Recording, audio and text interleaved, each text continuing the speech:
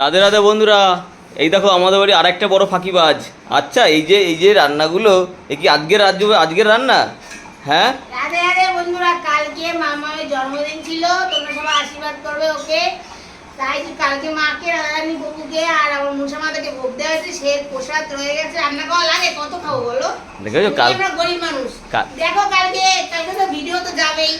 আর এই দেখো কালকে মা করেছিল পনির আলু দিয়ে কষা করেছিল, আর এই যে বাহ, বাহ, ঘন করে হ্যাঁ। মুগ ডাল করেছিল। কালকে প্রত্যেকটা তারপরে প্রসাদই ভালো হয়েছিল। পেঁপে আলু দিয়ে পেঁপে আর মুগ ডাল দিয়ে ঘন্ট করেছিল, চাটনি, পাঁপড়। এটা আজকে সিলারটাও আজকে। আর এটা মিষ্টি একটা তো তোমার খাওয়া হয়ে গেছে, চারটে মিষ্টি ছিল।